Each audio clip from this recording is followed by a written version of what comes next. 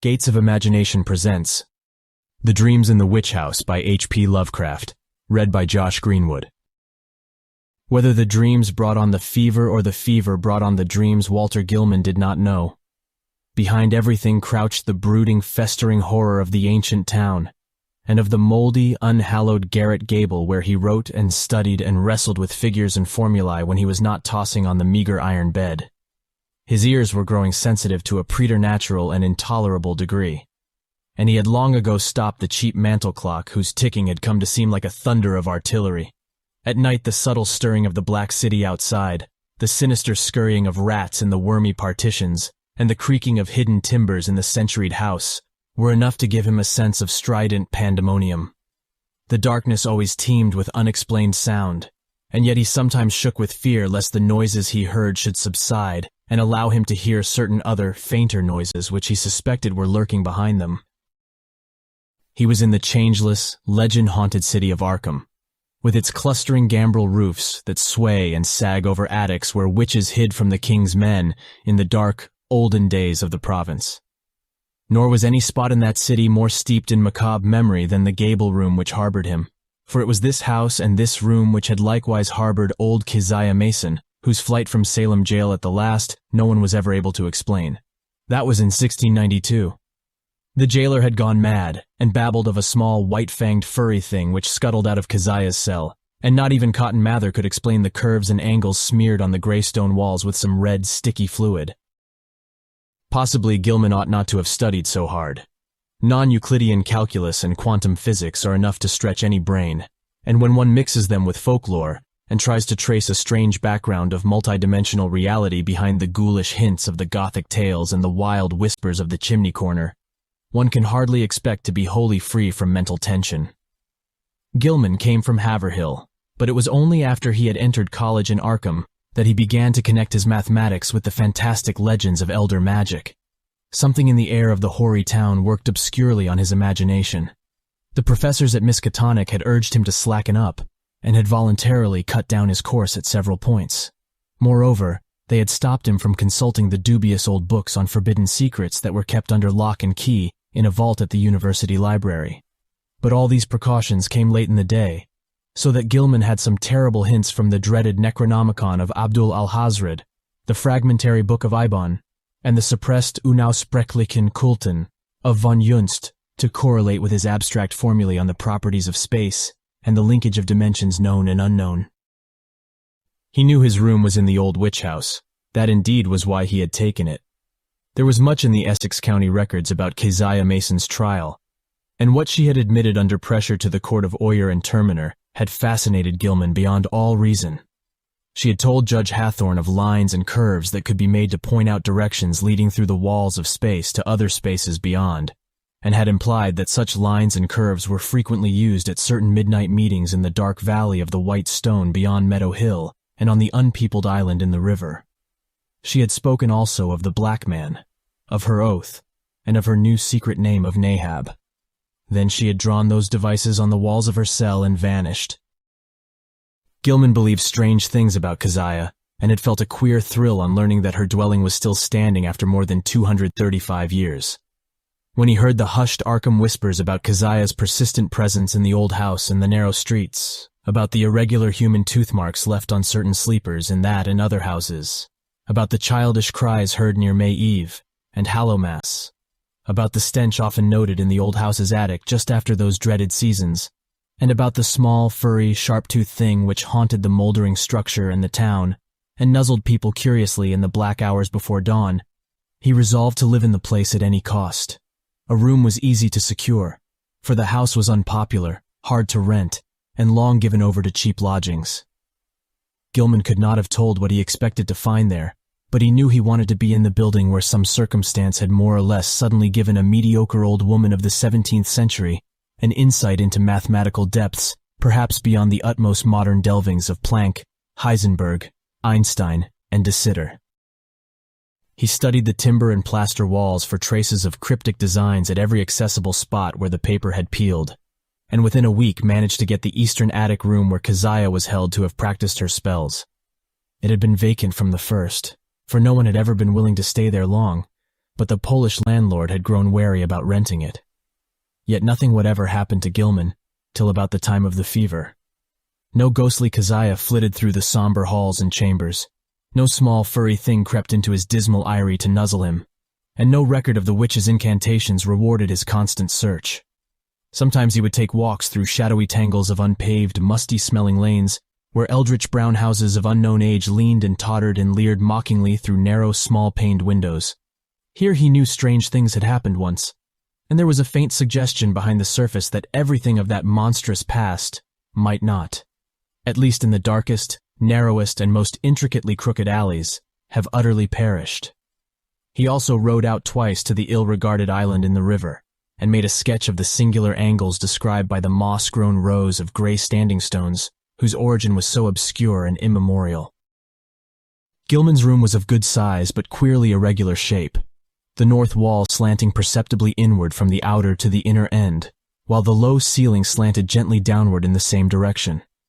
Aside from an obvious rat hole and the signs of other stopped-up ones, there was no access, nor any appearance of a former avenue of access, to the space which must have existed between the slanting wall and the straight outer wall on the house's north side, though a view from the exterior showed where a window had been boarded up at a very remote date. The loft above the ceiling, which must have had a slanting floor, was likewise inaccessible. When Gilman climbed up a ladder to the cobwebbed level loft above the rest of the attic, he found vestiges of a bygone aperture tightly and heavily covered with ancient planking and secured by the stout wooden pegs common in colonial carpentry. No amount of persuasion, however, could induce the stolid landlord to let him investigate either of these two closed spaces. As time wore along, his absorption in the irregular wall and ceiling of his room increased, for he began to read into the odd angles a mathematical significance which seemed to offer vague clues regarding their purpose. Old Keziah, he reflected, might have had excellent reasons for living in a room with peculiar angles, for was it not through certain angles that she claimed to have gone outside the boundaries of the world of space we know? His interest gradually veered away from the unplumbed voids beyond the slanting surfaces, since it now appeared that the purpose of those surfaces concerned the side he was already on. The touch of brain fever in the dreams began early in February. For some time, apparently, the curious angles of Gilman's room had been having a strange, almost hypnotic effect on him. And as the bleak winter advanced, he had found himself staring more and more intently at the corner where the down-slanting ceiling met the inward slanting wall. About this period, his inability to concentrate on his formal studies worried him considerably, his apprehensions about the mid-year examinations being very acute. But the exaggerated sense of hearing was scarcely less annoying. Life had become an insistent and almost unendurable cacophony, and there was that constant, terrifying impression of other sounds, perhaps from regions beyond life, trembling on the very brink of audibility. So far as concrete noises went, the rats in the ancient partitions were the worst.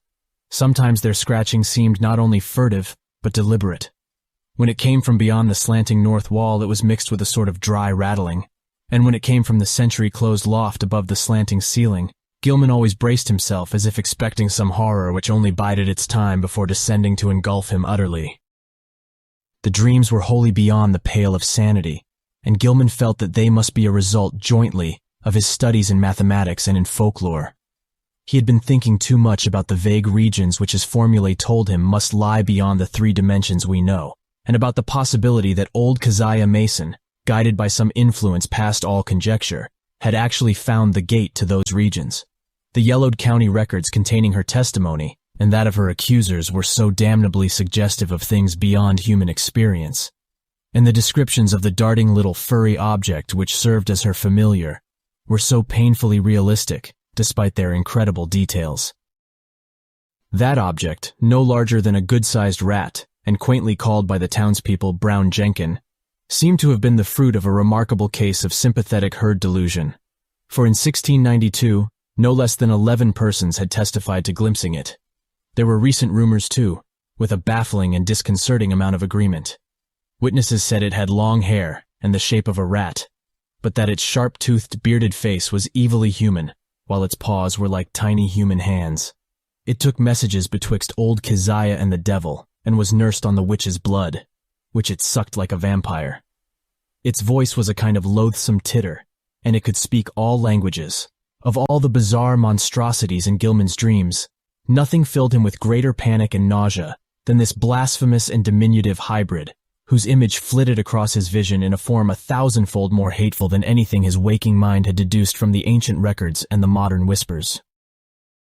Gilman's dreams consisted largely in plunges through limitless abysses of inexplicably colored twilight and bafflingly disordered sound, abysses whose material and gravitational properties and whose relation to his own entity he could not even begin to explain. He did not walk or climb, fly or swim, crawl or wriggle, yet always experienced a mode of motion partly voluntary and partly involuntary. Of his own condition he could not well judge, for sight of his arms, legs, and torso seemed always cut off by some odd disarrangement of perspective. But he felt that his physical organization and faculties were somehow marvelously transmuted and obliquely projected, though not without a certain grotesque relationship to his normal proportions and properties. The abysses were by no means vacant, being crowded with indescribably angled masses of alien-hued substance, some of which appeared to be organic, while others seemed inorganic. A few of the organic objects tended to awake vague memories in the back of his mind, though he could form no conscious idea of what they mockingly resembled or suggested. In the later dreams, he began to distinguish separate categories into which the organic objects appeared to be divided, and which seemed to involve in each case a radically different species of conduct pattern and basic motivation. Of these categories, one seemed to him to include objects slightly less illogical and irrelevant in their motions than the members of the other categories. All the objects, organic and inorganic alike, were totally beyond description or even comprehension. Gilman sometimes compared the inorganic masses to prisms, labyrinths, clusters of cubes and planes, and cyclopean buildings, and the organic things struck him variously as groups of bubbles, octopi, centipedes, living Hindu idols, and intricate arabesques roused into a kind of Ophidian animation. Everything he saw was unspeakably menacing and horrible, and whenever one of the organic entities appeared by its motions to be noticing him, he felt a stark, hideous fright, which generally jolted him awake. Of how the organic entities moved, he could tell no more than of how he moved himself. In time he observed a further mystery, the tendency of certain entities to appear suddenly out of empty space, or to disappear totally with equal suddenness. The shrieking, roaring confusion of sound which permeated the abysses was past all analysis as to pitch, timbre, or rhythm, but seemed to be synchronous with vague visual changes in all the indefinite objects, organic and inorganic alike. Gilman had a constant sense of dread that it might rise to some unbearable degree of intensity during one or another of its obscure, relentlessly inevitable fluctuations. But it was not in these vortices of complete alienage that he saw Brown Jenkin. That shocking little horror was reserved for certain lighter, sharper dreams which assailed him just before he dropped into the fullest depths of sleep. He would be lying in the dark, fighting to keep awake, when a faint lambent glow would seem to shimmer around the centuried room, showing in a violet mist the convergence of angled planes which had seized his brain so insidiously. The horror would appear to pop out of the rat hole in the corner and patter toward him over the sagging, wide-planked floor with evil expectancy in its tiny, bearded human face. But mercifully, this dream always melted away before the object got close enough to nuzzle him. It had hellishly long, sharp canine teeth.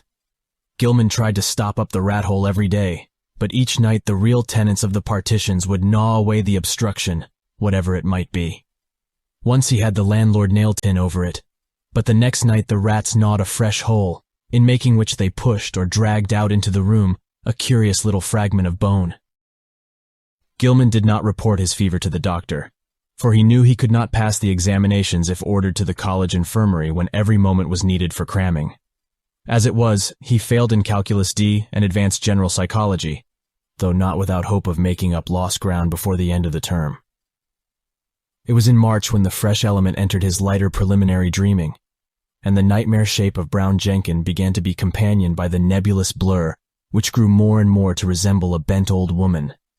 This addition disturbed him more than he could account for, but finally he decided that it was like an ancient crone whom he had twice actually encountered in the dark tangle of lanes near the abandoned wharves.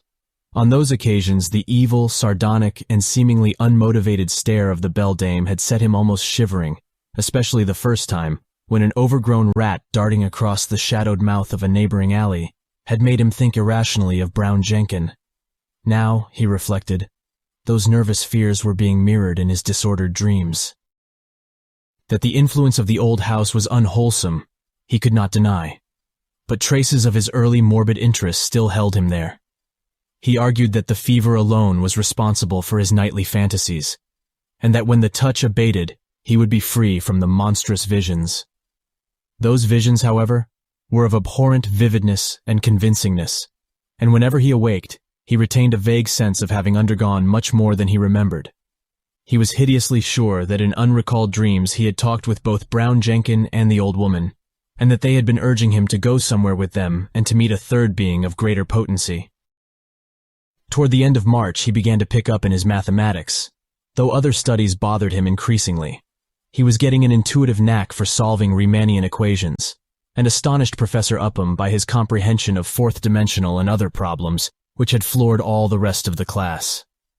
One afternoon there was a discussion of possible freakish curvatures in space, and of theoretical points of approach or even contact between our part of the cosmos and various other regions as distant as the farthest stars or the transgalactic gulfs themselves, or even as fabulously remote as the tentatively conceivable cosmic units beyond the whole Einsteinian space-time continuum. Gilman's handling of this theme filled everyone with admiration, even though some of his hypothetical illustrations caused an increase in the always plentiful gossip about his nervous and solitary eccentricity. What made the students shake their heads was his sober theory that a man might, given mathematical knowledge admittedly beyond all likelihood of human acquirement, step deliberately from the earth to any other celestial body which might lie at one of an infinity of specific points in the cosmic pattern. Such a step, he said, would require only two stages. First, a passage out of the three-dimensional sphere we know, and second, a passage back to the three-dimensional sphere at another point, perhaps one of infinite remoteness. That this could be accomplished without loss of life was in many cases conceivable. Any being from any part of three-dimensional space could probably survive in the fourth dimension, and its survival of the second stage would depend upon what alien part of three-dimensional space it might select for its re-entry. Denizens of some planets might be able to live on certain others, even planets belonging to other galaxies, or to similar dimensional phases of other space-time continua. Though of course there must be vast numbers of mutually uninhabitable, even though mathematically juxtaposed bodies or zones of space. It was also possible that the inhabitants of a given dimensional realm could survive entry to many unknown and incomprehensible realms of additional or indefinitely multiplied dimensions, be they within or outside the given space-time continuum, and that the converse would be likewise true. This was a matter for speculation, though one could be fairly certain that the type of mutation involved in a passage from any given dimensional plane to the next higher plane would not be destructive of biological integrity as we understand it. Gilman could not be very clear about his reasons for this last assumption, but his haziness here was more than overbalanced by his clearness on other complex points. Professor Upham especially liked his demonstration of the kinship of higher mathematics to certain phases of magical lore transmitted down the ages from an ineffable antiquity, human or pre-human, whose knowledge of the cosmos and its laws was greater than ours. Around the 1st of April, Gilman worried considerably because his slow fever did not abate. He was also troubled by what some of his fellow lodgers said about his sleepwalking. It seemed that he was often absent from his bed, and that the creaking of his floor at certain hours of the night was remarked by the man in the room below. This fellow also spoke of hearing the tread of shod feet in the night, but Gilman was sure he must have been mistaken in this, since shoes as well as other apparel were always precisely in place in the morning. One could develop all sorts of oral delusions in this morbid old house, for did not Gilman himself, even in daylight, now feel certain that noises other than rat scratchings came from the black voids beyond the slanting wall and above the slanting ceiling? His pathologically sensitive ears began to listen for faint footfalls in the immemorially sealed loft overhead, and sometimes the illusion of such things was agonizingly realistic. However, he knew that he had actually become a somnambulist, for twice at night his room had been found vacant, though with all his clothing in place. Of this he had been assured by Frank Elwood, the one fellow student whose poverty forced him to room in this squalid and unpopular house. Elwood had been studying in the small hours and had come up for help on a differential equation, only to find Gilman absent. It had been rather presumptuous of him to open the unlocked door after knocking had failed to rouse a response, but he had needed the help very badly, and thought that his host would not mind a gentle prodding awake. On neither occasion, though, had Gilman been there, and when told of the matter, he wondered where he could have been wandering, barefoot and with only his nightclothes on. He resolved to investigate the matter if reports of his sleepwalking continued, and thought of sprinkling flour on the floor of the corridor to see where his footsteps might lead. The door was the only conceivable egress, for there was no possible foothold outside the narrow window. As April advanced, Gilman's fever-sharpened ears were disturbed by the whining prayers of a superstitious loom-fixer named Joe Mazurowitz, who had a room on the ground floor. Mazurowitz had told long, rambling stories about the ghost of old Keziah and the furry, sharp-fanged, nuzzling thing, and had said he was so badly haunted at times that only his silver crucifix, given him for the purpose by Father Iwanicki of St. Stanislaus's church, could bring him relief. Now he was praying because the witch's Sabbath was drawing near. May Eve was Walpurgis night, when hell's blackest evil roamed the earth, and all the slaves of Satan gathered for nameless rites and deeds. It was always a very bad time in Arkham, even though the fine folks up in Miskatonic Avenue and High and Saltonstall streets pretended to know nothing about it. There would be bad doings, and a child or two would probably be missing. Joe knew about such things, for his grandmother in the old country had heard tales from her grandmother. It was wise to pray and count one's beads at this season. For 3 months, Keziah and Brown Jenkin had not been near Joe's room, nor near Paul Choinsky's room, nor anywhere else, and it meant no good when they held off like that. They must be up to something. Gilman dropped in at a doctor's office on the 16th of the month, and was surprised to find his temperature was not as high as he had feared. The physician questioned him sharply, and advised him to see a nerve specialist. On reflection, he was glad he had not consulted the still more inquisitive college doctor. Old Waldron, who had curtailed his activities before, would have made him take a rest, an impossible thing now that he was so close to great results in his equations. He was certainly near the boundary between the known universe and the fourth dimension, and who could say how much farther he might go. But even as these thoughts came to him, he wondered at the source of his strange confidence. Did all of this perilous sense of imminence come from the formulae on the sheets he covered day by day? The soft, stealthy, imaginary footsteps in the sealed loft above were unnerving, and now, too, there was a growing feeling that somebody was constantly persuading him to do something terrible, which he could not do. How about the somnambulism? Where did he go sometimes in the night? And what was that faint suggestion of sound which once in a while seemed to trickle through the maddening confusion of identifiable sounds, even in broad daylight and full wakefulness? Its rhythm did not correspond to anything on earth, unless perhaps to the cadence of one or two unmentionable Sabbath chants. And sometimes he feared it corresponded to certain attributes of the vague shrieking or roaring in those wholly alien abysses of dream. The dreams were meanwhile getting to be atrocious. In the lighter preliminary phase, the evil old woman was now of fiendish distinctness, and Gilman knew she was the one who had frightened him in the slums. Her bent back, long nose, and shriveled chin were unmistakable, and her shapeless brown garments were like those he remembered. The expression on her face was one of hideous malevolence and exultation, and when he awaked, he could recall a croaking voice that persuaded and threatened. He must meet the black man, and go with them all to the throne of Azathoth at the center of ultimate chaos. That was what she said. He must sign in his own blood the Book of Azathoth, and take a new secret name now that his independent delvings had gone so far. What kept him from going with her and Brown Jenkin and the other to the throne of chaos, where the thin flutes pipe mindlessly, was the fact that he had seen the name Azathoth in the Necronomicon and knew it stood for a primal evil too horrible for description. The old woman always appeared out of thin air near the corner, where the downward slant met the inward slant. She seemed to crystallize at a point closer to the ceiling than to the floor, and every night she was a little nearer and more distinct before the dream shifted. Brown Jenkin, too, was always a little nearer at the last, and its yellowish-white fangs glistened shockingly in that unearthly violet phosphorescence. Its shrill, loathsome tittering stuck more and more in Gilman's head, and he could remember in the morning how it had pronounced the words Azathoth and Nyarlathotep.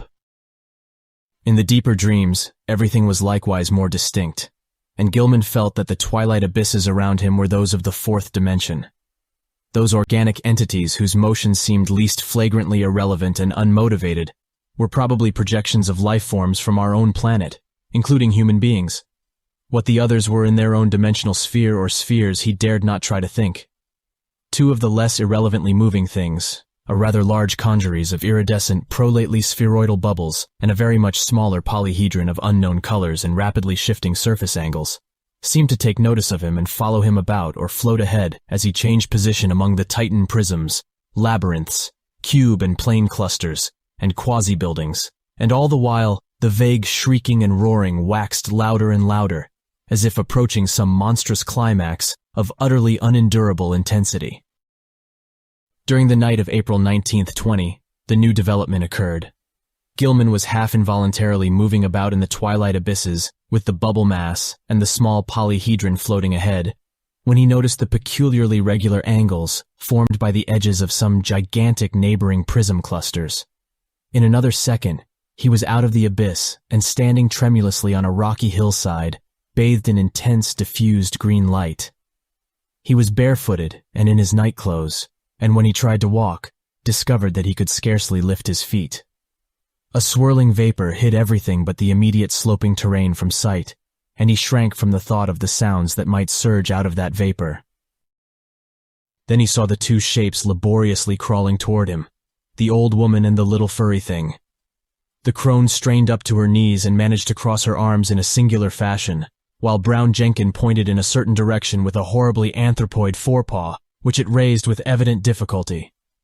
Spurred by an impulse he did not originate, Gilman dragged himself forward along a course determined by the angle of the old woman's arms and the direction of the small monstrosity's paw, and before he had shuffled 3 steps, he was back in the twilight abysses. Geometrical shapes seethed around him, and he fell dizzily and interminably. At last he woke in his bed, in the crazily angled garret of the eldritch old house. He was good for nothing that morning, and stayed away from all his classes. Some unknown attraction was pulling his eyes in a seemingly irrelevant direction, for he could not help staring at a certain vacant spot on the floor. As the day advanced, the focus of his unseeing eyes changed position, and by noon he had conquered the impulse to stare at vacancy.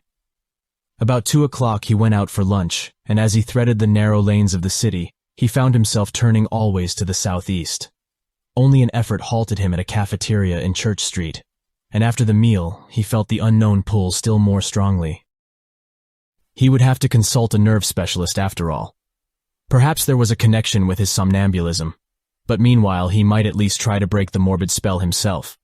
Undoubtedly he could still manage to walk away from the pull, so with great resolution he headed against it and dragged himself deliberately north along Garrison Street.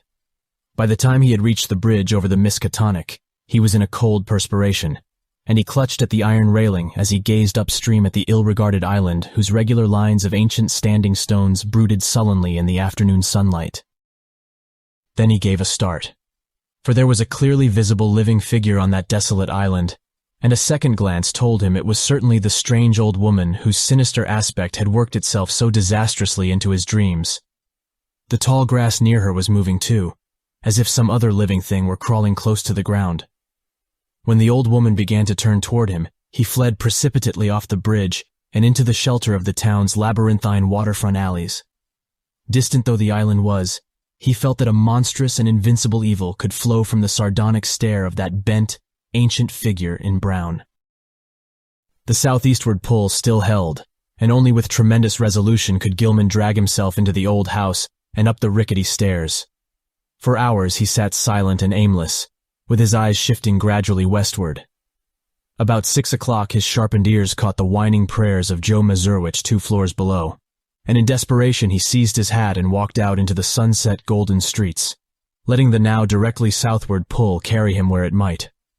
An hour later darkness found him in the open fields beyond Hangman's Brook, with the glimmering spring stars shining ahead.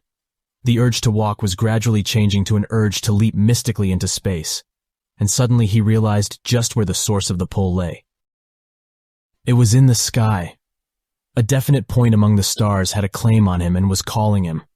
Apparently it was a point somewhere between Hydra and Argo Navis. and he knew that he had been urged toward it ever since he had awaked soon after dawn. In the morning it had been underfoot, afternoon found it rising in the southeast, and now it was roughly south but wheeling toward the west. What was the meaning of this new thing? Was he going mad? How long would it last? Again mustering his resolution, Gilman turned and dragged himself back to the sinister old house. Mazurowicz was waiting for him at the door and seemed both anxious and reluctant to whisper some fresh bit of superstition. It was about the witch light. Joe had been out celebrating the night before. It was Patriots' Day in Massachusetts, and had come home after midnight. Looking up at the house from outside, he had thought at first that Gilman's window was dark, but then he had seen the faint violet glow within. He wanted to warn the gentleman about that glow, for everybody in Arkham knew it was Keziah's witchlight which played near Brown Jenkin and the ghost of the old crone herself. He had not mentioned this before, but now he must tell about it because it meant that Keziah and her long-toothed familiar were haunting the young gentleman. Sometimes he and Paul Choinsky and landlord Dombrowski thought they saw that light seeping out of cracks in the sealed loft above the young gentleman's room, but they had all agreed not to talk about that. However, it would be better for the gentleman to take another room and get a crucifix from some good priest like Father Iwaniki. As the man rambled on, Gilman felt a nameless panic clutch at his throat. He knew that Joe must have been half drunk when he came home the night before, yet this mention of a violet light in the garret window was of frightful import. It was a lambent glow of this sort which always played about the old woman, and the small, furry thing in those lighter, sharper dreams which prefaced his plunge into unknown abysses, and the thought that a wakeful second person could see the dream luminance was utterly beyond sane harborage. Yet where had the fellow got such an odd notion? Had he himself talked as well as walked around the house in his sleep? No, Joe said. He had not. But he must check up on this. Perhaps Frank Elwood could tell him something, though he hated to ask. Fever, wild dreams, somnambulism, illusions of sounds, a pull toward a point in the sky, and now a suspicion of insane sleep-talking. He must stop studying, see a nerve specialist, and take himself in hand. When he climbed to the second story, he paused at Elwood's door, but saw that the other youth was out. Reluctantly, he continued up to his garret room and sat down in the dark. His gaze was still pulled to the southwest, but he also found himself listening intently for some sound in the closed loft above, and half imagining that an evil violet light seeped down through an infinitesimal crack in the low, slanting ceiling. That night, as Gilman slept, the violet light broke upon him with heightened intensity, and the old witch and small, furry thing, getting closer than ever before, mocked him with inhuman squeals and devilish gestures. He was glad to sink into the vaguely roaring twilight abysses, though the pursuit of that iridescent bubble conjuries and that kaleidoscopic little polyhedron was menacing and irritating. Then came the shift as vast converging planes of a slippery-looking substance loomed above and below him, a shift which ended in a flash of delirium and a blaze of unknown alien light in which yellow, carmine, and indigo were madly and inextricably blended.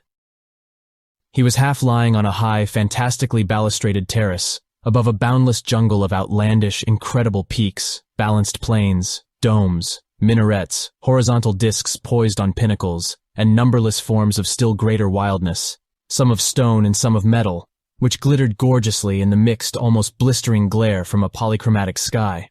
Looking upward, he saw 3 stupendous discs of flame, each of a different hue, and at a different height above an infinitely distant curving horizon of low mountains. Behind him, tiers of higher terraces towered aloft as far as he could see. The city below stretched away to the limits of vision, and he hoped that no sound would well up from it. The pavement from which he easily raised himself was of a veined, polished stone beyond his power to identify, and the tiles were cut in bizarre angled shapes, which struck him as less asymmetrical than based on some unearthly symmetry whose laws he could not comprehend. The balustrade was chest-high, delicate, and fantastically wrought, while along the rail were ranged at short intervals little figures of grotesque design and exquisite workmanship. They, like the whole balustrade, seemed to be made of some sort of shining metal, whose color could not be guessed in this chaos of mixed effulgences, and their nature utterly defied conjecture. They represented some ridged, barrel-shaped object with thin horizontal arms radiating spoke-like from a central ring, and with vertical knobs or bulbs projecting from the head and base of the barrel. Each of these knobs was the hub of a system of 5 long, flat, triangularly tapering arms, arranged around it like the arms of a starfish, nearly horizontal, but curving slightly away from the central barrel. The base of the bottom knob was fused to the long railing with so delicate a point of contact that several figures had been broken off and were missing.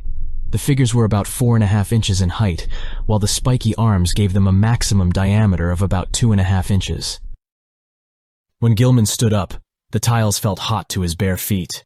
He was wholly alone, and his first act was to walk to the balustrade and look dizzily down at the endless Cyclopean city, almost 2,000 feet below. As he listened, he thought a rhythmic confusion of faint musical pipings covering a wide tonal range welled up from the narrow streets beneath, and he wished he might discern the denizens of the place. The sight turned him giddy after a while, so that he would have fallen to the pavement had he not clutched instinctively at the lustrous balustrade. His right hand fell on one of the projecting figures, the touch seeming to steady him slightly. It was too much, however, for the exotic delicacy of the metalwork, and the spiky figure snapped off under his grasp. Still half dazed, he continued to clutch it as his other hand seized a vacant space on the smooth railing. But now his oversensitive ears caught something behind him, and he looked back across the level terrace. Approaching him softly, though without apparent furtiveness, were 5 figures, 2 of which were the sinister old woman and the fanged, furry little animal. The other 3 were what sent him unconscious, for they were living entities about 8 feet high, shaped precisely like the spiky images on the balustrade, and propelling themselves by a spider-like wriggling of their lower set of starfish arms. Gilman awakened in his bed, drenched by a cold perspiration, and with a smarting sensation in his face, hands, and feet. Springing to the floor, he washed and dressed in frantic haste, as if it were necessary for him to get out of the house as quickly as possible. He did not know where he wished to go, but felt that once more he would have to sacrifice his classes. The odd pull toward that spot in the sky between Hydra and Argo had abated, but another of even greater strength had taken its place. Now he felt that he must go north, infinitely north. He dreaded to cross the bridge that gave a view of the desolate island in the Miskatonic, so went over the Peabody Avenue Bridge. Very often he stumbled, for his eyes and ears were chained to an extremely lofty point in the blank blue sky. After about an hour, he got himself under better control, and saw that he was far from the city. All around him stretched the bleak emptiness of salt marshes, while the narrow road ahead led to Innsmouth, that ancient, half-deserted town which Arkham people were so curiously unwilling to visit.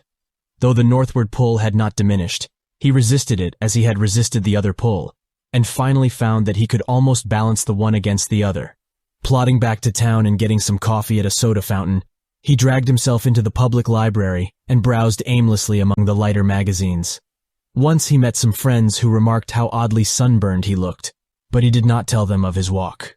At 3 o'clock he took some lunch at a restaurant, noting meanwhile that the pull had either lessened or divided itself. After that he killed the time at a cheap cinema show, seeing the inane performance over and over again without paying any attention to it. About 9 at night he drifted homeward and stumbled into the ancient house. Joe Mazurewicz was whining unintelligible prayers, and Gilman hastened up to his own garret chamber without pausing to see if Elwood was in. It was when he turned on the feeble electric light that the shock came.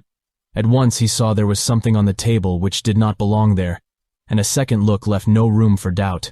Lying on its side, for it could not stand up alone, was the exotic spiky figure which in his monstrous dream he had broken off the fantastic balustrade. No detail was missing. The ridged, barrel-shaped center, the thin, radiating arms, the knobs at each end, and the flat, slightly outward-curving starfish arms spreading from those knobs, all were there.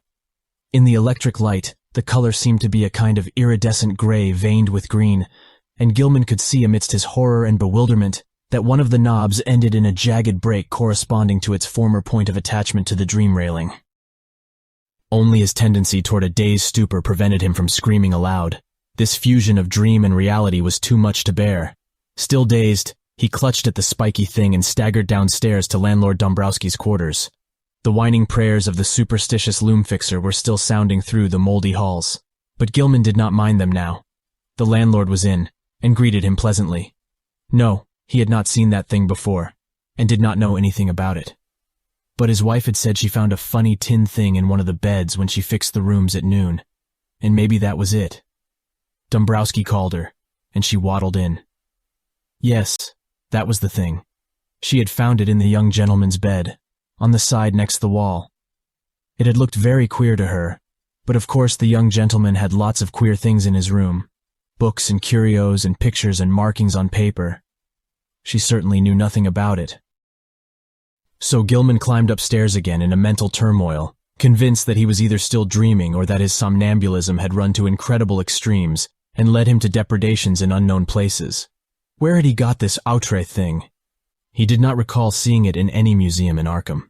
It must have been somewhere, though, and the sight of it as he snatched it in his sleep must have caused the odd dream picture of the balustraded terrace. Next day he would make some very guarded inquiries, and perhaps see the nerve specialist. Meanwhile, he would try to keep track of his somnambulism. As he went upstairs and across the garret hall, he sprinkled about some flour which he had borrowed, with a frank admission as to its purpose, from the landlord. He had stopped at Elwood's door on the way, but had found all dark within. Entering his room, he placed the spiky thing on the table, and lay down in complete mental and physical exhaustion, without pausing to undress. From the closed loft above the slanting ceiling, he thought he heard a faint scratching and padding, but he was too disorganized even to mind it. That cryptical pull from the north was getting very strong again, though it seemed now to come from a lower place in the sky. In the dazzling violet light of dream, the old woman and the fanged, furry thing came again, and with a greater distinctness than on any former occasion. This time, they actually reached him, and he felt the crone's withered claws clutching at him. He was pulled out of bed and into empty space, and for a moment he heard a rhythmic roaring and saw the twilight amorphousness of the vague abysses seething around him. But that moment was very brief, for presently he was in a crude, windowless little space with rough beams and planks rising to a peak just above his head, and with a curious slanting floor underfoot. Propped level on that floor were low cases full of books of every degree of antiquity and disintegration, and in the center were a table and bench, both apparently fastened in place. Small objects of unknown shape and nature were ranged on the tops of the cases, and in the flaming violet light, Gilman thought he saw a counterpart of the spiky image which had puzzled him so horribly. On the left the floor fell abruptly away, leaving a black triangular gulf out of which, after a second's dry rattling, there presently climbed the hateful little furry thing with the yellow fangs and bearded human face. The evilly grinning beldame still clutched him, and beyond the table stood a figure he had never seen before, a tall, lean man of dead black coloration, but without the slightest sign of negroid features, wholly devoid of either hair or beard, and wearing as his only garment a shapeless robe of some heavy black fabric. His feet were indistinguishable because of the table and bench, but he must have been shod, since there was a clicking whenever he changed position. The man did not speak, and bore no trace of expression on his small, regular features. He merely pointed to a book of prodigious size which lay open on the table, while the beldame thrust a huge gray quill into Gilman's right hand. Over everything was a pall of intensely maddening fear, and the climax was reached when the furry thing ran up the dreamer's clothing to his shoulders and then down his left arm, finally biting him sharply in the wrist just below his cuff. As the blood spurted from this wound, Gilman lapsed into a faint. He awaked on the morning of the 22nd with a pain in his left wrist and saw that his cuff was brown with dried blood. His recollections were very confused, but the scene with the black man in the unknown space stood out vividly. The rats must have bitten him as he slept, giving rise to the climax of that frightful dream. Opening the door, he saw that the flower on the corridor floor was undisturbed, except for the huge prints of the loutish fellow who roomed at the other end of the garret. So he had not been sleepwalking this time. But something would have to be done about those rats. He would speak to the landlord about them. Again he tried to stop up the hole at the base of the slanting wall, wedging in a candlestick which seemed of about the right size. His ears were ringing horribly, as if with the residual echoes of some horrible noise heard in dreams. As he bathed and changed clothes, he tried to recall what he had dreamed after the scene in the violet-litten space, but nothing definite would crystallize in his mind. That scene itself must have corresponded to the sealed loft overhead, which had begun to attack his imagination so violently, but later impressions were faint and hazy. There were suggestions of the vague twilight abysses and of still vaster, blacker abysses beyond them, abysses in which all fixed suggestions of form were absent. He had been taken there by the bubble conjuries and the little polyhedron which always dogged him, but they, like himself, had changed to wisps of milky, barely luminous mist in this farther void of ultimate blackness. Something else had gone on ahead, a larger wisp which now and then condensed into nameless approximations of form, and he thought that their progress had not been in a straight line, but rather along the alien curves and spirals of some ethereal vortex which obeyed laws unknown to the physics and mathematics of any conceivable cosmos. Eventually there had been a hint of vast, leaping shadows, of a monstrous half-acoustic pulsing, and of the thin, monotonous piping of an unseen flute, but that was all. Gilman decided he had picked up that last conception from what he had read in the Necronomicon about the mindless entity Azathoth, which rules all time and space from a curiously environed black throne at the center of chaos. When the blood was washed away, the wrist wound proved very slight, and Gilman puzzled over the location of the 2 tiny punctures. It occurred to him that there was no blood on the bedspread where he had lain, which was very curious in view of the amount on his skin and cuff. Had he been sleepwalking within his room, and had the rat bitten him as he sat in some chair or paused in some less rational position? He looked in every corner for brownish drops or stains, but did not find any. He had better, he thought, sprinkle flour within the room as well as outside the door, though after all no further proof of his sleepwalking was needed. He knew he did walk, and the thing to do now was to stop it. He must ask Frank Elwood for help. This morning the strange pulls from space seemed lessened, though they were replaced by another sensation even more inexplicable. It was a vague, insistent impulse to fly away from his present situation, but held not a hint of the specific direction in which he wished to fly. As he picked up the strange spiky image on the table, he thought the older northward pull grew a trifle stronger, but even so, it was wholly overruled by the newer and more bewildering urge. He took the spiky image down to Elwood's room, steeling himself against the whines of the loom fixer, which welled up from the ground floor. Elwood was in, thank heaven, and appeared to be stirring about. There was time for a little conversation before leaving for breakfast in college, so Gilman hurriedly poured forth an account of his recent dreams and fears. His host was very sympathetic, and agreed that something ought to be done. He was shocked by his guest's drawn, haggard aspect, and noticed the queer, abnormal-looking sunburn which others had remarked during the past week. There was not much, though, that he could say. He had not seen Gilman on any sleepwalking expedition, and had no idea what the curious image could be. He had, though, heard the French-Canadian who lodged just under Gilman talking to Mazurowicz one evening. They were telling each other how badly they dreaded the coming of Walpurgis Night, now only a few days off, and were exchanging pitying comments about the poor, doomed young gentleman. Desroches, the fellow under Gilman's room, had spoken of nocturnal footsteps both shod and unshod, and of the violet light he saw one night when he had stolen fearfully up to peer through Gilman's keyhole. He had not dared to peer, he told Mazurowicz, after he had glimpsed that light through the cracks around the door. There had been soft talking, too, and as he began to describe it, his voice had sunk to an inaudible whisper. Elwood could not imagine what had set these superstitious creatures gossiping, but supposed their imaginations had been roused by Gilman's late hours and somnolent walking and talking on the one hand, and by the nearness of traditionally feared May Eve on the other hand. That Gilman talked in his sleep was plain, and it was obviously from Desrocher's keyhole listenings that the delusive notion of the violet dreamlight had got abroad. These simple people were quick to imagine they had seen any odd thing they had heard about. As for a plan of action, Gilman had better move down to Elwood's room and avoid sleeping alone. Elwood would, if awake, rouse him whenever he began to talk or rise in his sleep. Very soon, too, he must see the specialist.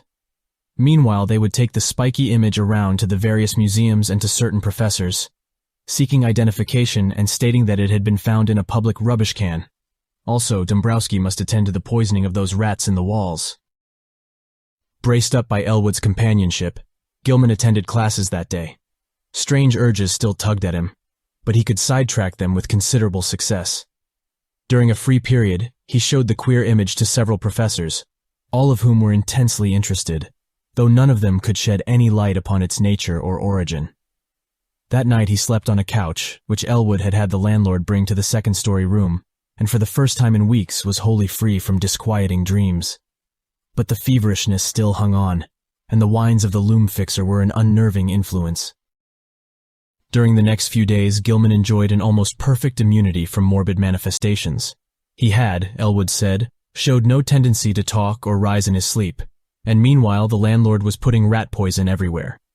The only disturbing element was the talk among the superstitious foreigners, whose imaginations had become highly excited. Mazurovich was always trying to make him get a crucifix, and finally forced one upon him, which he said had been blessed by the good Father Iwanicki. Desrochers, too, had something to say.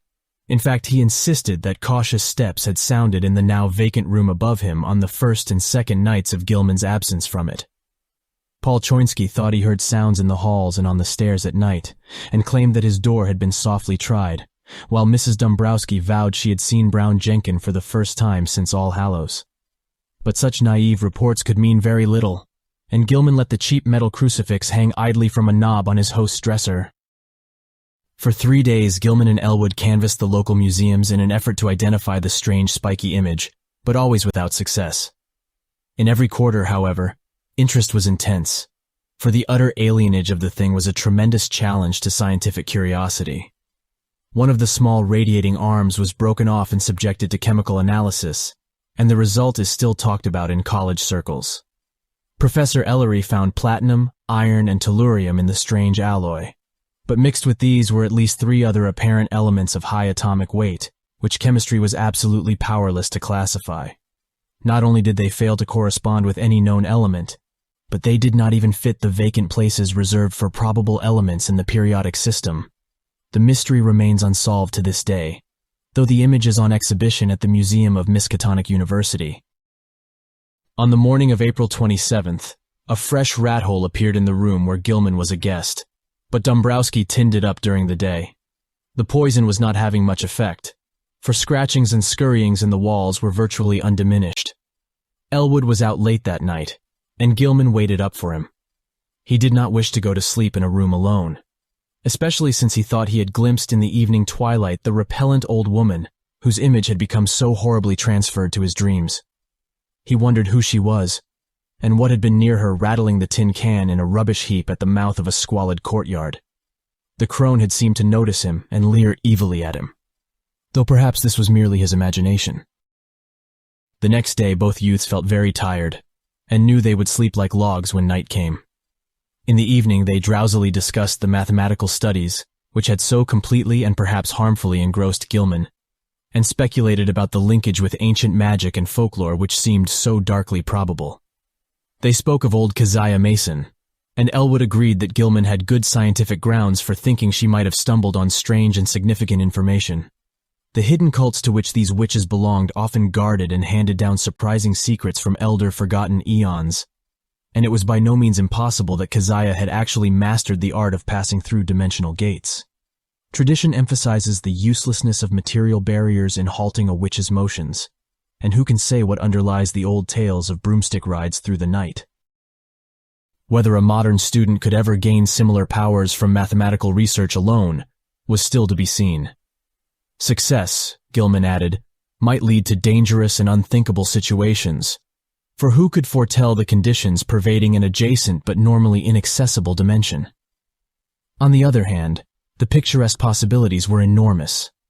Time could not exist in certain belts of space, and by entering and remaining in such a belt, one might preserve one's life and age indefinitely, never suffering organic metabolism or deterioration, except for slight amounts incurred during visits to one's own or similar planes.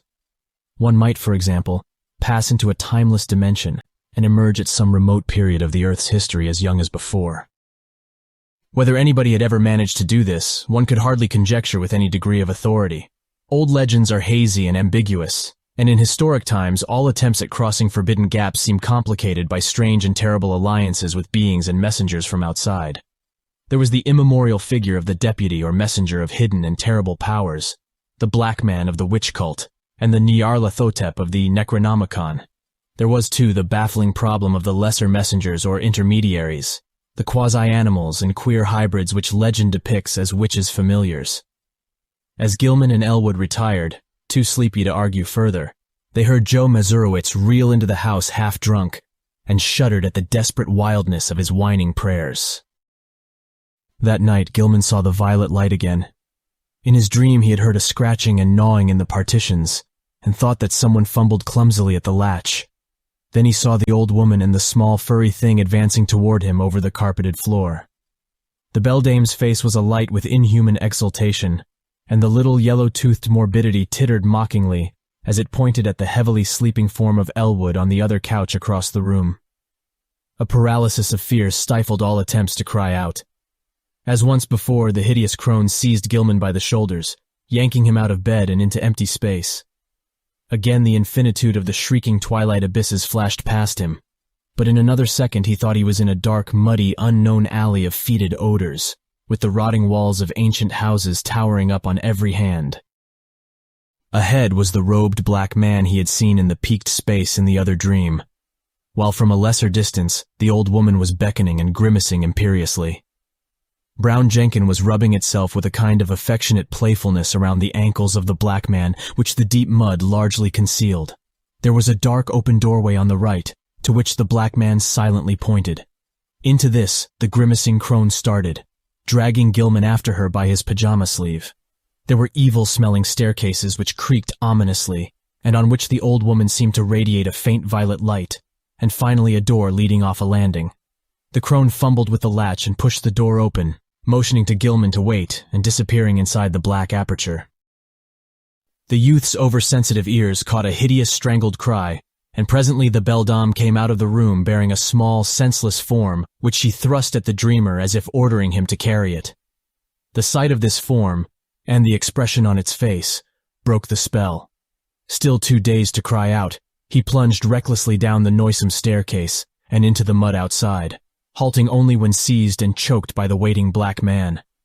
As consciousness departed, he heard the faint, shrill tittering of the fanged, rat-like abnormality. On the morning of the 29th, Gilman awaked into a maelstrom of horror. The instant he opened his eyes, he knew something was terribly wrong, for he was back in his old garret room with the slanting wall and ceiling, sprawled on the now unmade bed. His throat was aching inexplicably, and as he struggled to a sitting posture, he saw with growing fright that his feet and pajama bottoms were brown with caked mud. For the moment, his recollections were hopelessly hazy, but he knew at least that he must have been sleepwalking. Elwood had been lost too deeply in slumber to hear and stop him. On the floor were confused muddy prints, but oddly enough they did not extend all the way to the door. The more Gilman looked at them, the more peculiar they seemed, for in addition to those he could recognize as his, there were some smaller, almost round markings, such as the legs of a large chair or table might make, except that most of them tended to be divided into halves. There were also some curious muddy rat tracks leading out of a fresh hole and back into it again. Utter bewilderment and the fear of madness racked Gilman as he staggered to the door and saw that there were no muddy prints outside. The more he remembered of his hideous dream, the more terrified he felt, and it added to his desperation to hear Joe Mazurowicz chanting mournfully 2 floors below. Descending to Elwood's room, he roused his still-sleeping host and began telling of how he had found himself, but Elwood could form no idea of what might really have happened. Where Gilman could have been, how he got back to his room without making tracks in the hall, and how the muddy furniture-like prints came to be mixed with his in the garret chamber, were wholly beyond conjecture. Then there were those dark livid marks on his throat, as if he had tried to strangle himself. He put his hands up to them, but found that they did not even approximately fit.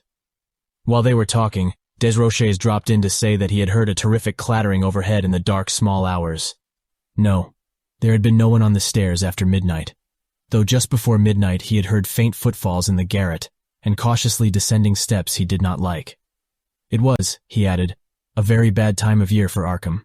The young gentleman had better be sure to wear the crucifix Joe Mazurowicz had given him. Even the daytime was not safe, for after dawn there had been strange sounds in the house, especially a thin, childish wail hastily choked off. Gilman mechanically attended classes that morning, but was wholly unable to fix his mind on his studies. A mood of hideous apprehension and expectancy had seized him, and he seemed to be awaiting the fall of some annihilating blow. At noon he lunched at the university spa, picking up a paper from the next seat as he waited for dessert. But he never ate that dessert, for an item on the paper's first page left him limp, wild-eyed, and able only to pay his check and stagger back to Elwood's room. There had been a strange kidnapping the night before in Orne's gangway, and the 2-year-old child of a clod-like laundry worker named Anastasia Walejko had completely vanished from sight. The mother, it appeared, had feared the event for some time, but the reasons she assigned for her fear were so grotesque that no one took them seriously. She had, she said, seen Brown Jenkin about the place now and then, ever since early in March, and knew from its grimaces and titterings that little Ladislas must be marked for sacrifice at the awful Sabbat on Walpurgis night. She had asked her neighbor, Mary Channick, to sleep in the room and try to protect the child, but Mary had not dared. She could not tell the police, for they never believed such things. Children had been taken that way every year ever since she could remember, and her friend Pete Stowacki would not help because he wanted the child out of the way anyhow. But what threw Gilman into a cold perspiration was the report of a pair of revelers who had been walking past the mouth of the gangway just after midnight. They admitted they had been drunk, but both vowed they had seen a crazily dressed trio furtively entering the dark passageway. There had, they said, been a huge robed Negro, a little old woman in rags, and a young white man in his nightclothes. The old woman had been dragging the youth, while around the feet of the Negro, a tame rat was rubbing and weaving in the brown mud. Gilman sat in a daze all the afternoon, and Elwood, who had meanwhile seen the papers and formed terrible conjectures from them, found him thus when he came home. This time neither could doubt but that something hideously serious was closing in around them. Between the phantasms of nightmare and the realities of the objective world, a monstrous and unthinkable relationship was crystallizing, and only stupendous vigilance could avert still more direful developments. Gilman must see a specialist sooner or later, but not just now, when all the papers were full of this kidnapping business. Just what had really happened was maddeningly obscure, and for a moment both Gilman and Elwood exchanged whispered theories of the wildest kind. Had Gilman unconsciously succeeded better than he knew in his studies of space and its dimensions? Had he actually slipped outside our sphere to points unguessed and unimaginable? Where, if anywhere, had he been on those nights of demoniac alienage? The roaring twilight abysses, the green hillside, the blistering terrace, the pulls from the stars, the ultimate black vortex, the black man, the muddy alley and the stairs, the old witch and the fanged furry horror, the bubble congeries and the little polyhedron, the strange sunburn, the wrist wound, the unexplained image, the muddy feet, the throat marks, the tales and fears of the superstitious foreigners. What did all this mean? To what extent could the laws of sanity apply to such a case? There was no sleep for either of them that night, but next day they both cut classes and drowsed. This was April 30th, and with the dusk would come the hellish Sabbat time, which all the foreigners and the superstitious old folk feared. Mazurowicz came home at 6 o'clock, and said people at the mill were whispering that the Walpurgis revels would be held in the dark ravine beyond Meadow Hill, where the old white stone stands in a place queerly void of all plant life. Some of them had even told the police and advised them to look there for the missing Walejko child, but they did not believe anything would be done. Joe insisted that the poor young gentleman wear his nickel-chained crucifix, and Gilman put it on and dropped it inside his shirt to humor the fellow. Late at night the two youths sat drowsing in their chairs, lulled by the rhythmical praying of the loom fixer on the floor below. Gilman listened as he nodded, his preternaturally sharpened hearing seeming to strain for some subtle, dreaded murmur beyond the noises in the ancient house. Unwholesome recollections of things in the Necronomicon and the Black Book welled up, and he found himself swaying to infandous rhythms said to pertain to the blackest ceremonies of the Sabbat, and to have an origin outside the time and space we comprehend. Presently he realized what he was listening for, the hellish chant of the celebrants in the distant Black Valley. How did he know so much about what they expected? How did he know the time when Nahab and her acolyte were due to bear the brimming bowl, which would follow the black cock and the black goat? He saw that Elwood had dropped asleep, and tried to call out and waken him. Something, however, closed his throat. He was not his own master. Had he signed the black man's book after all? Then his fevered, abnormal hearing caught the distant, wind-borne notes. Over miles of hill and field and alley they came, but he recognized them nonetheless. The fires must be lit, and the dancers must be starting in. How could he keep himself from going? What was it that had enmeshed him?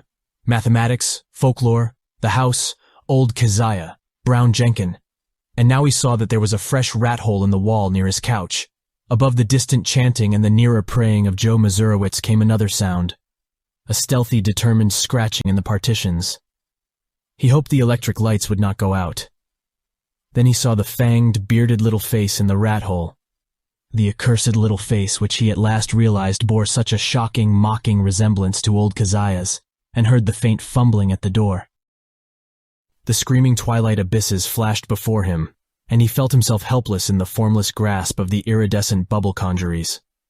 Ahead raced the small kaleidoscopic polyhedron, and all through the churning void there was a heightening and acceleration of the vague tonal pattern, which seemed to foreshadow some unutterable and unendurable climax. He seemed to know what was coming. The monstrous burst of Walpurgis rhythm in whose cosmic timbre would be concentrated all the primal, ultimate space-time seethings which lie behind the massed spheres of matter and sometimes break forth in measured reverberations that penetrate faintly to every layer of entity and give hideous significance throughout the worlds to certain dreaded periods. But all this vanished in a second. He was again in the cramped, violet-litten, peaked space with the slanting floor, the low cases of ancient books, the bench and table, the queer objects, and the triangular gulf at one side.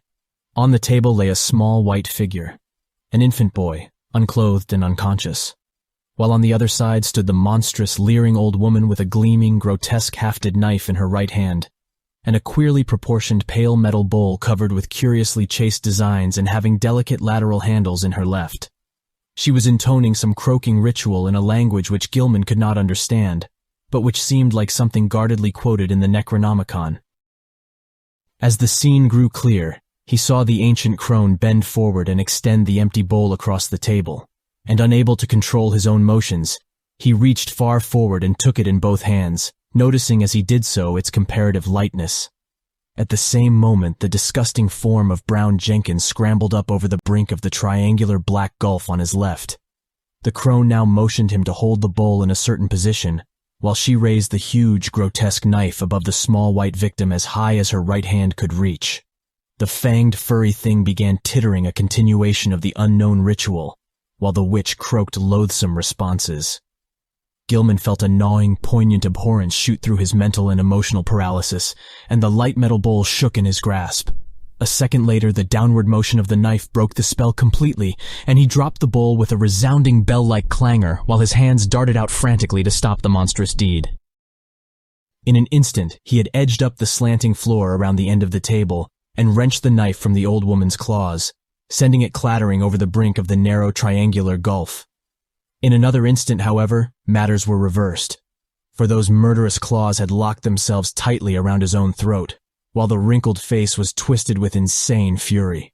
He felt the chain of the cheap crucifix grinding into his neck, and in his peril wondered how the sight of the object itself would affect the evil creature. Her strength was altogether superhuman, but as she continued her choking, he reached feebly in his shirt and drew out the metal symbol, snapping the chain and pulling it free. At sight of the device, the witch seemed struck with panic, and her grip relaxed long enough to give Gilman a chance to break it entirely. He pulled the steel-like claws from his neck and would have dragged the beldame over the edge of the gulf had not the claws received a fresh access of strength and closed in again. This time he resolved to reply in kind, and his own hands reached out for the creature's throat. Before she saw what he was doing, he had the chain of the crucifix twisted about her neck, and a moment later he had tightened it enough to cut off her breath. During her last struggle, he felt something bite at his ankle, and saw that Brown Jenkin had come to her aid. With one savage kick, he sent the morbidity over the edge of the gulf and heard it whimper on some level far below. Whether he had killed the ancient crone he did not know, but he let her rest on the floor where she had fallen. Then, as he turned away, he saw on the table a sight which nearly snapped the last thread of his reason. Brown Jenkin, tough of sinew and with 4 tiny hands of demoniac dexterity, had been busy while the witch was throttling him, and his efforts had been in vain. What he had prevented the knife from doing to the victim's chest, the yellow fangs of the furry blasphemy had done to her wrist, and the bowl so lately on the floor stood full beside the small, lifeless body. In his dream delirium, Gilman heard the hellish, alien-rhythmed chant of the Sabbat coming from an infinite distance, and knew the black man must be there. Confused memories mixed themselves with his mathematics, and he believed his subconscious mind held the angles which he needed to guide him back to the normal world, alone and unaided for the first time. He felt sure he was in the immemorially sealed loft above his own room, but whether he could ever escape through the slanting floor or the long-stopped egress he doubted greatly. Besides, would not an escape from a dream loft bring him merely into a dream house, an abnormal projection of the actual place he sought? He was wholly bewildered as to the relation betwixt dream and reality in all his experiences. The passage through the vague abysses would be frightful, for the Walpurgis rhythm would be vibrating, and at last he would have to hear that hitherto veiled cosmic pulsing which he so mortally dreaded. Even now he could detect a low, monstrous shaking whose tempo he suspected all too well. At Sabbat time it always mounted and reached through to the worlds to summon the initiate to nameless rites. Half the chants of the Sabbat were patterned on this faintly overheard pulsing, which no earthly ear could endure in its unveiled spatial fullness. Gilman wondered, too, whether he could trust his instinct to take him back to the right part of space. How could he be sure he would not land on that green-litten hillside of a far planet, on the tessellated terrace above the city of tentacled monsters, somewhere beyond the galaxy, or in the spiral black vortices of that ultimate void of chaos wherein reigns the mindless demon sultan Azathoth? Just before he made the plunge, the violet light went out and left him in utter blackness. The witch old Keziah Nahab, that must have meant her death, and mixed with the distant chant of the Sabbat and the whimpers of Brown Jenkin in the gulf below, he thought he heard another and wilder whine from unknown depths. Joe Mazurowitz, the prayers against the crawling chaos, now turning to an inexplicably triumphant shriek, worlds of sardonic actuality, impinging on vortices of febrile dream. Ea, Shub-Niggurath, the goat with 1,000 young... They found Gilman on the floor of his queerly angled old garret room long before dawn, for the terrible cry had brought Desrochers and Choinsky and Dombrowski and Mazurowicz at once, and had even wakened the soundly sleeping Elwood in his chair. He was alive, and with open staring eyes, but seemed largely unconscious. On his throat were the marks of murderous hands, and on his left ankle was a distressing rat bite. His clothing was badly rumpled, and Joe's crucifix was missing. Elwood trembled, afraid even to speculate on what new form his friend's sleepwalking had taken. Mazurowicz seemed half-dazed because of a sign he said he had had in response to his prayers, and he crossed himself frantically when the squealing and whimpering of a rat sounded from beyond the slanting partition. When the dreamer was settled on his couch in Elwood's room, they sent for Dr. Malkowski, a local practitioner, who would repeat no tales where they might prove embarrassing, and he gave Gilman 2 hypodermic injections, which caused him to relax in something like natural drowsiness. During the day, the patient regained consciousness at times and whispered his newest dream disjointedly to Elwood. It was a painful process, and at its very start brought out a fresh and disconcerting fact.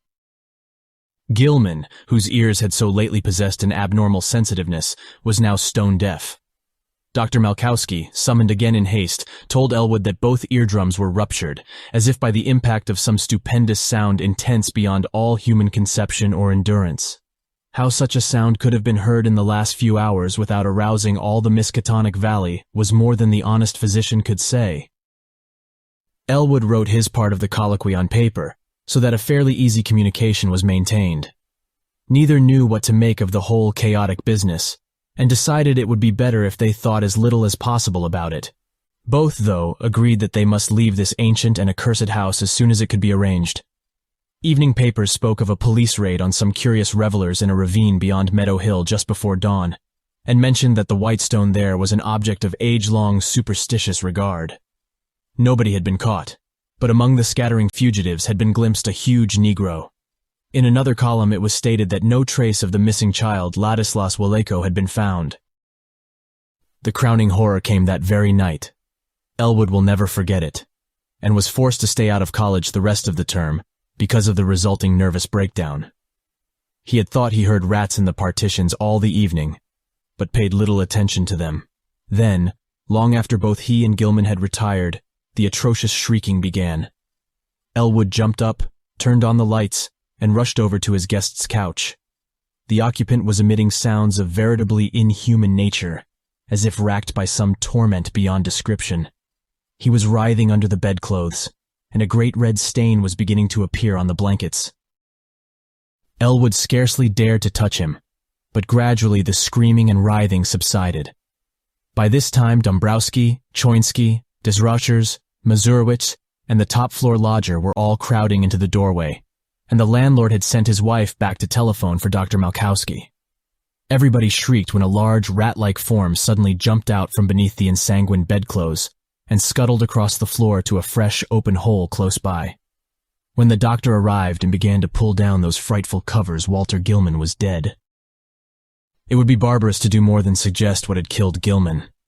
There had been virtually a tunnel through his body. Something had eaten his heart out. Dombrowski, frantic at the failure of his constant rat-poisoning efforts, cast aside all thought of his lease, and within a week had moved with all his older lodgers to a dingy but less ancient house in Walnut Street. The worst thing for a while was keeping Joe Mazurowicz quiet, for the brooding loom-fixer would never stay sober, and was constantly whining and muttering about spectral and terrible things. It seems that on that last hideous night, Joe had stooped to look at the crimson rat tracks which led from Gilman's couch to the nearby hole. On the carpet they were very indistinct, but a piece of open flooring intervened between the carpet's edge and the baseboard. There Mazurowicz had found something monstrous, or thought he had, for no one else could quite agree with him despite the undeniable queerness of the prints. The tracks on the flooring were certainly vastly unlike the average prints of a rat, but even Choinsky and Desrochers would not admit that they were like the prints of 4 tiny human hands. The house was never rented again. As soon as Dombrowski left it, the pall of its final desolation began to descend, for people shunned it both on account of its old reputation and because of the new fetid odor. Perhaps the ex-landlord's rat poison had worked after all, for not long after his departure, the place became a neighborhood nuisance. Health officials traced the smell to the closed spaces above and beside the eastern garret room, and agreed that the number of dead rats must be enormous. They decided, however, that it was not worth their while to hew open and disinfect the long-sealed spaces, for the fetor would soon be over, and the locality was not one which encouraged fastidious standards. Indeed, there were always vague local tales of unexplained stenches upstairs in the witch house just after May Eve and Hallowmass. The neighbors grumblingly acquiesced in the inertia, but the fetor nonetheless formed an additional count against the place. Toward the last, the house was condemned as an habitation by the building inspector. Gilman's dreams and their attendant circumstances have never been explained. Elwood, whose thoughts on the entire episode are sometimes almost maddening, came back to college the next autumn and graduated in the following June. He found the spectral gossip of the town much diminished, and it is indeed a fact that, notwithstanding certain reports of a ghostly tittering in the deserted house which lasted almost as long as that edifice itself, no fresh appearances either of old Keziah or of Brown Jenkin have been muttered of since Gilman's death. It is rather fortunate that Elwood was not in Arkham in that later year when certain events abruptly renewed the local whispers about elder horrors. Of course he heard about the matter afterward, and suffered untold torments of black and bewildered speculation, but even that was not as bad as actual nearness and several possible sites would have been. In March 1931, a gale wrecked the roof and great chimney of the vacant witch house, so that a chaos of crumbling bricks, blackened, moss-grown shingles, and rotting planks and timbers crashed down into the loft and broke through the floor beneath. The whole attic story was choked with debris from above, but no one took the trouble to touch the mess before the inevitable razing of the decrepit structure. That ultimate step came in the following December, and it was when Gilman's old room was cleared out by reluctant, apprehensive workmen that the gossip began. Among the rubbish which had crashed through the ancient slanting ceiling were several things which made the workmen pause and call in the police.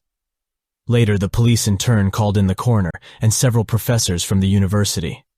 There were bones, badly crushed and splintered, but clearly recognizable as human, whose manifestly modern date conflicted puzzlingly with the remote period at which their only possible lurking place, the low, slant-floored loft overhead, had supposedly been sealed from all human access. The coroner's physician decided that some belonged to a small child, while certain others, found mixed with shreds of rotten brownish cloth, belonged to a rather undersized, bent female of advanced years. Careful sifting of debris also disclosed many tiny bones of rats caught in the collapse, as well as older rat bones gnawed by small fangs in a fashion now and then highly productive of controversy and reflection. Other objects found included the mingled fragments of many books and papers, together with a yellowish dust left from the total disintegration of still older books and papers. All, without exception, appeared to deal with black magic in its most advanced and horrible forms, and the evidently recent date of certain items is still a mystery as unsolved as that of the modern human bones. An even greater mystery is the absolute homogeneity of the crabbed, archaic writing found on a wide range of papers whose conditions and watermarks suggest age differences of at least 150 to 200 years.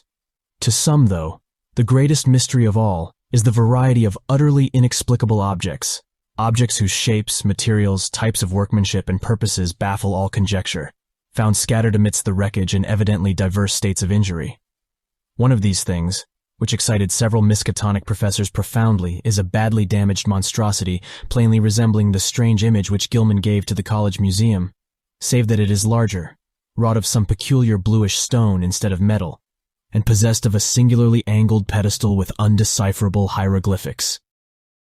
Archaeologists and anthropologists are still trying to explain the bizarre designs chased on a crushed bowl of light metal whose inner side bore ominous brownish stains when found.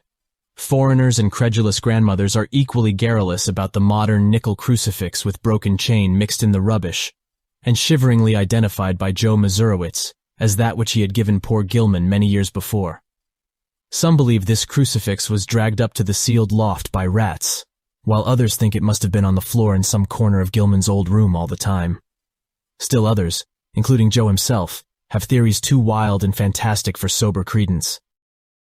When the slanting wall of Gilman's room was torn out, the once sealed triangular space between that partition and the house's north wall was found to contain much less structural debris, even in proportion to its size, than the room itself, though it had a ghastly layer of older materials which paralyzed the wreckers with horror.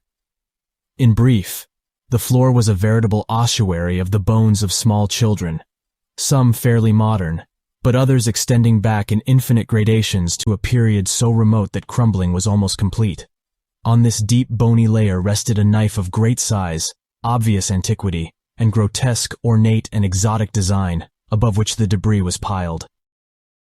In the midst of this debris, wedged between a fallen plank and a cluster of cemented bricks from the ruined chimney, was an object destined to cause more bafflement, veiled fright, and openly superstitious talk in Arkham than anything else discovered in the haunted and accursed building.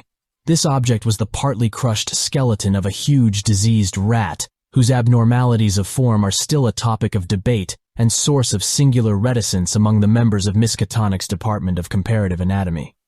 Very little concerning this skeleton has leaked out, but the workmen who found it whisper in shocked tones about the long brownish hairs with which it was associated. The bones of the tiny paws, it is rumored, imply prehensile characteristics more typical of a diminutive monkey than of a rat, while the small skull with its savage yellow fangs is of the utmost anomalousness, appearing from certain angles like a miniature, monstrously degraded parody of a human skull.